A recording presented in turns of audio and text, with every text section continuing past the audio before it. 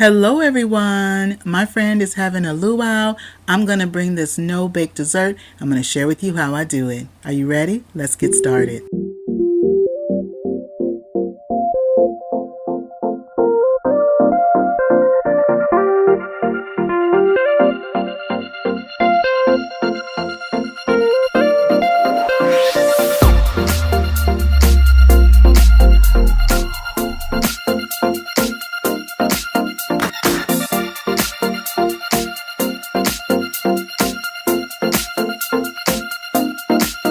These are the ingredients that I'm going to be using. I'll also share with you a list of ingredients in the description box below for your reference.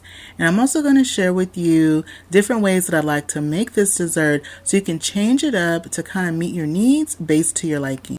Also, if you wanted to make it a little bit on the lighter side, how you could do that.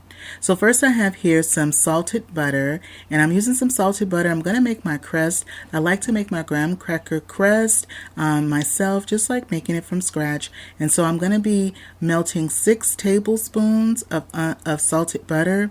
Now the salted butter, I like to use that so that way I don't have to put any pinches of salt in it. But if you have unsalted butter, you can go ahead and use that and just put like one little small pinch of salt when it comes time to make your graham cracker crust.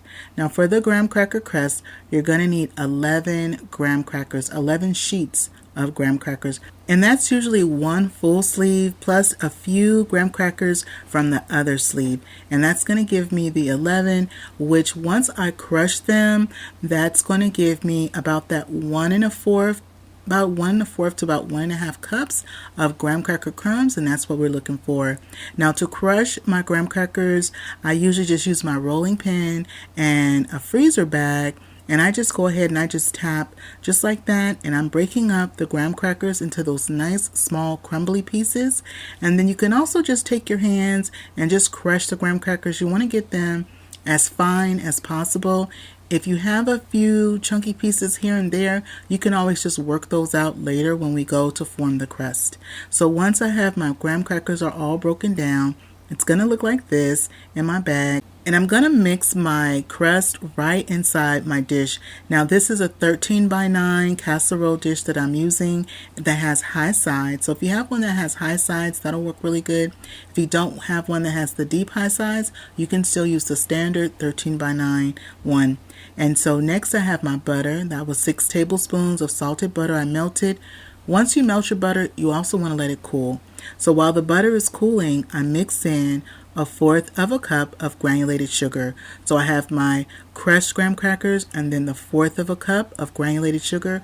I use my fork and I want to integrate the graham crackers and the sugar together. So go ahead and just mix that really good. You could just mix it right in the container.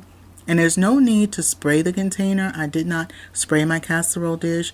And now I'm going to put in my butter. And you want to make sure your butter is cooled.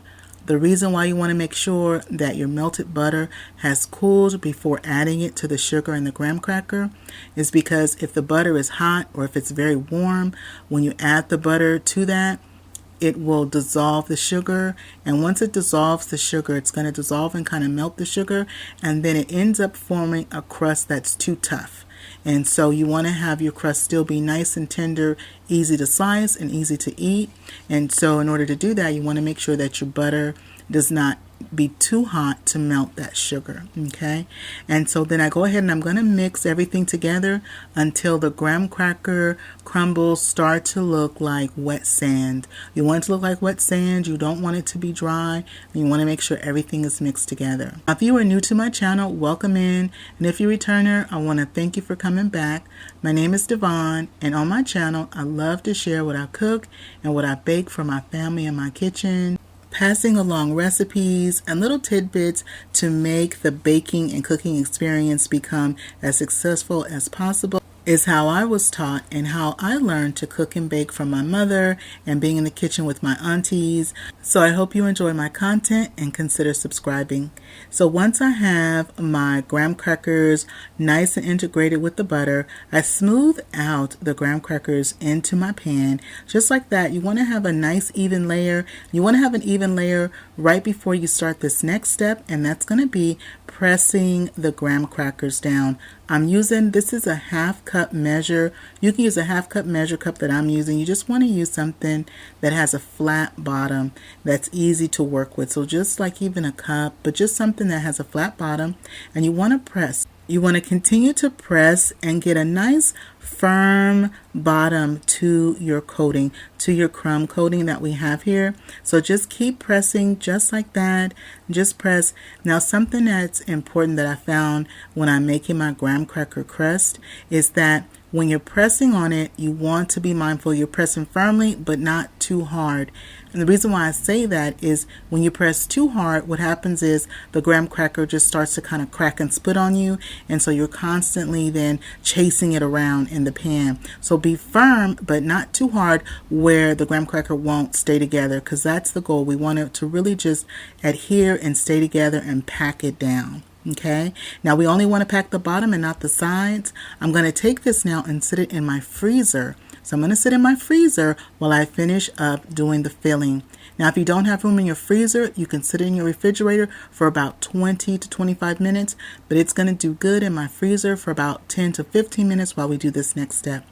So in my large bowl, I have 2 8-ounce packages of cream cheese that I'm going to use. Now, if you wanted to make this a little bit lighter, you could use the light cream cheese. I'm using the regular full cream cheese, but you can also use the packages that say light cream cheese. So these are 8-ounce packages, and you want them to be nice and soft. So you want to have nice, soft, room temperature cream cheese in order to be able to mix it and not have any lumps or chunks of cream cheese in our dessert. So I start to mix it a little bit. I kind of get it going, and then I'm going to add my sugar. And this is 1 cup of sugar. So once I add the sugar, then I'm going to continue to mix it. Now I'm mixing everything by hand, but you can definitely use a hand mixer, and you can also use a stand mixer if that's also easier for you. But I'm just going to go ahead and make up the dessert by hand. So I'm going to whip this really well until the sugar dissolves and the cream cheese and the sugar is nice and incorporated together, and also everything is nice and smooth. So when it's nice and smooth, it's going to end up looking like this. Creamy with no lumps, and it's looking good. I'm going to set this aside, and then I'm going to drain my pineapple. I'm using a 20-ounce can of crushed pineapple in 100% juice. And so you want to use the one that's in 100% juice and not the one that's in heavy syrup. So look for the one that's in the juice, the 100% juice. So I'm going to drain the crushed pineapple. Now when I'm draining the crushed pineapple, I also like to take my spoon and just press on the pineapple. I want to make sure I get any of the excess liquid out. The reason why I want to do that is because any excess liquid could tend to make our dessert a little soupy.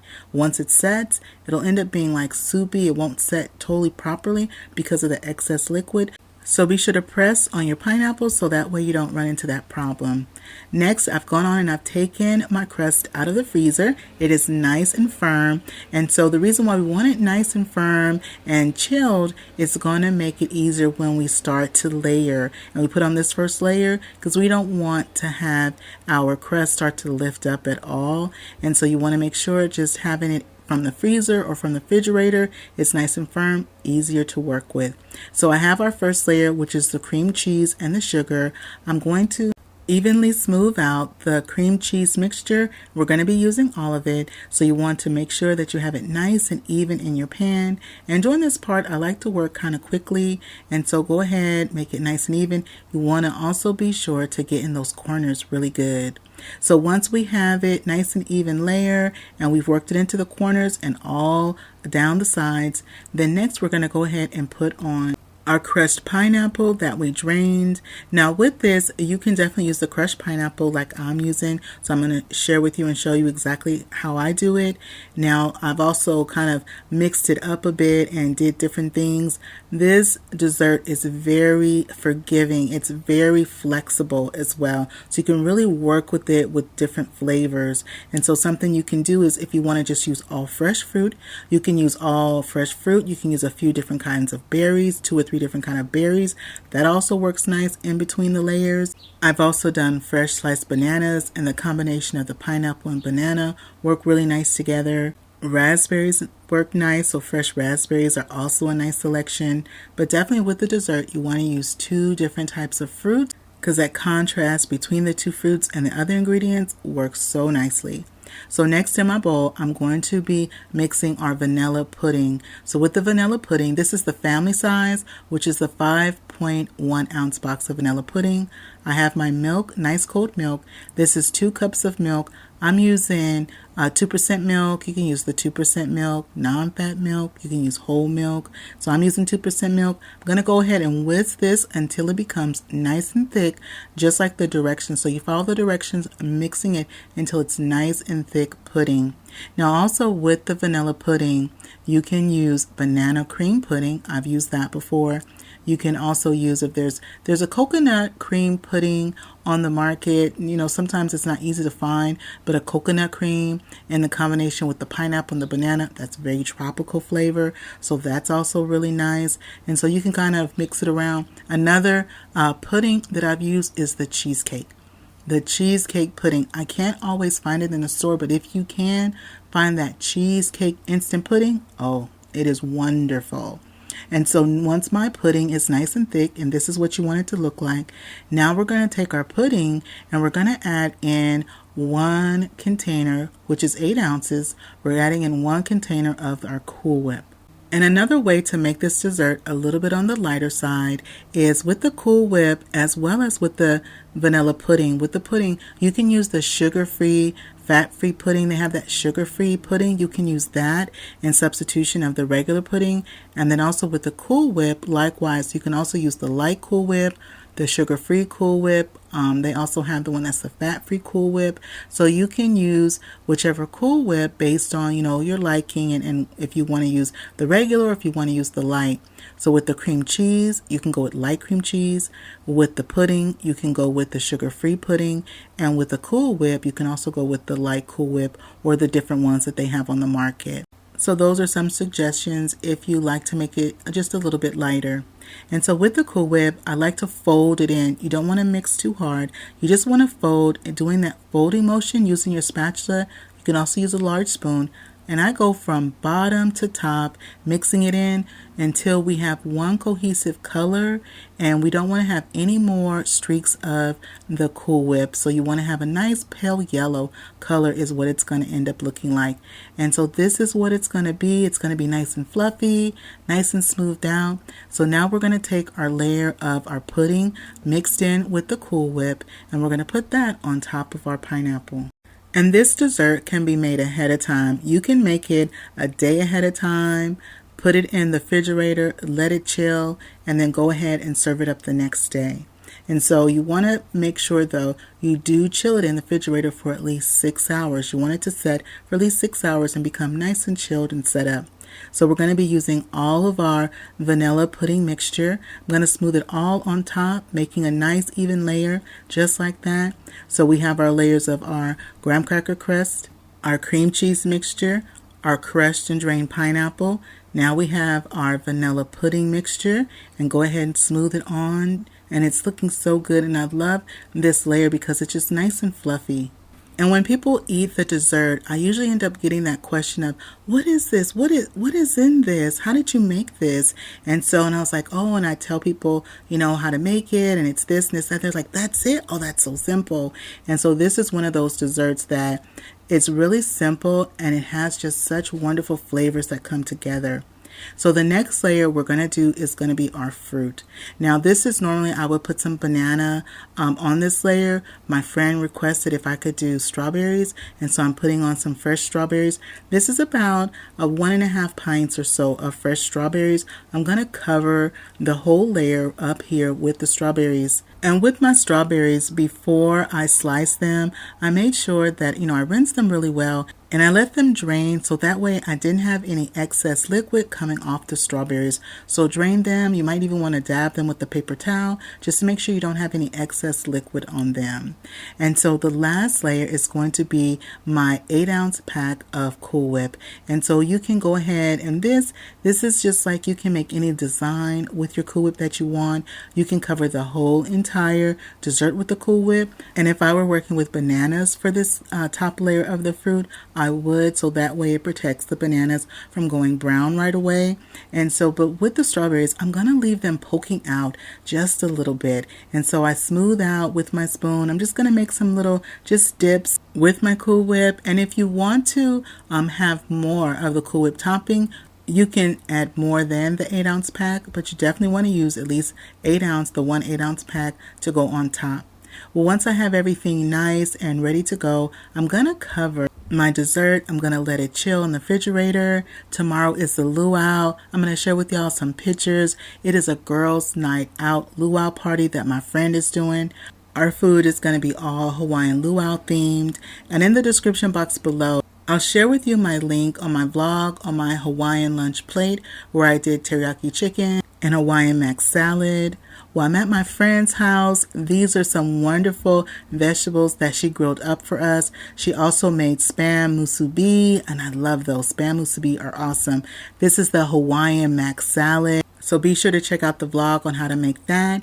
She did a wonderful fruit bowl of wonderful tropical fruit. And this is the dessert. I started to go ahead and cut up the dessert. And so when I got to cutting the dessert, I was like, oh wait, let me show everyone how the dessert looks once you start cutting it. So I'm going to finish serving it up to my friends. We had a wonderful night of friendship and laughter. The food was delicious, and we made ourselves some blue Hawaiians. That was fun. Well, that is it for me today. I hope you enjoyed spending time with me in my kitchen, sharing this wonderful, quick, no-bake dessert. If you're not subscribed, please hit that subscribe button. And if you like this video, don't forget to show it some love, give it a thumbs up, and click share. Share this video with a friend or family. And remember, it's always good when Dyvonne is cooking for the family. I'll see you on the next one. Bye-bye, everybody.